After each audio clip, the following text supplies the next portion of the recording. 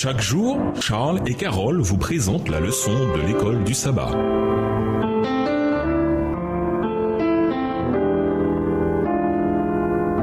Bienvenue dans votre émission. Dieu nous parle. Nous voilà à la leçon de lundi, asservie aux principes élémentaires. Paul vient juste de comparer notre relation avec Dieu à un statut de fils et d'héritier, et voici qu'il développe cette métaphore en incluant le thème de l'héritage dans Galates 4, les versets 1 à 3. La terminologie employée par Paul évoque la situation suivante. Le propriétaire d'un grand domaine est mort, laissant tous ses biens à son fils aîné, mais son fils est encore mineur. Comme c'est souvent le cas avec les testaments encore aujourd'hui, le testament du père stipule que son fils sera sous la responsabilité de gardien et de gestionnaire jusqu'à sa majorité. Bien qu'il soit maître des biens de son père par titre, en tant que mineur, il est en pratique un peu plus qu'un simple esclave. L'analogie de Paul est similaire à celle du pédagogue de Galates 3, verset 24. Mais dans ce cas, le pouvoir des gardiens et des gestionnaires est bien supérieur et bien plus important. Ils sont responsables non seulement de l'éducation du fils du maître, mais ils sont également en charge de toutes les affaires administratives et financières jusqu'à ce que le fils soit prêt à assumer ses devoirs lui-même. Lisons Galates 4, les versets 1 à 3. Que dit Paul qui, à nouveau, devrait contribuer à clarifier quel devrait être le rôle de la loi dans notre vie maintenant que nous sommes en Christ?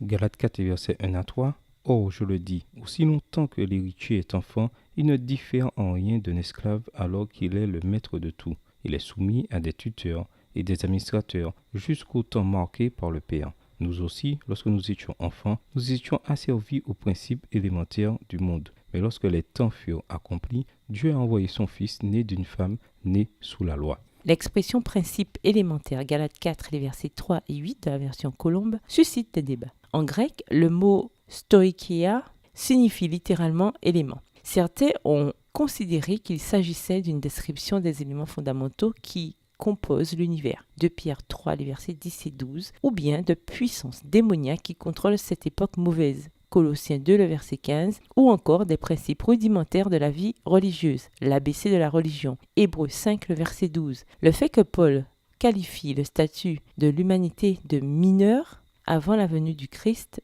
Galates 4, les versets 1 à 3, laisse entendre qu'il fait ici référence aux principes rudimentaires de la vie religieuse. Si c'est le cas, Paul est en train de dire que la période de l'Ancien Testament, avec ses lois et ses sacrifices, était simplement une amorce de l'Évangile, qui jetait les bases du salut. Ainsi, aussi importante et pédagogique que pouvaient être les lois cérémonielles pour Israël, elles n'étaient qu'une ombre des choses à venir. Elles n'ont jamais été pensées pour prendre la place de Christ. Vouloir régler sa vie autour de ces lois plutôt qu'autour de Christ revient à vouloir retourner dans le passé. Pour les Galates, revenir à ces éléments de base alors que Christ est déjà venu, c'était comme si le fils adulte de l'analogie de Paul voulait redevenir mineur. Tandis qu'une foi enfantine peut être positive, Matthieu 18, le verset 3, est-ce forcément la même chose que la maturité spirituelle? Pourrait-on dire que plus nous grandissons spirituellement et plus notre foi devient comme celle d'un enfant? Et nous vous laissons cette question de réflexion. Si le Christ a fait l'ultime sacrifice et laissé sa gloire au ciel pour vous, que devez-vous faire en retour? Au revoir. Et à demain si Dieu veut. Dieu nous parle. Chaque jour, Charles et Carole vous présentent la leçon de l'école du sabbat.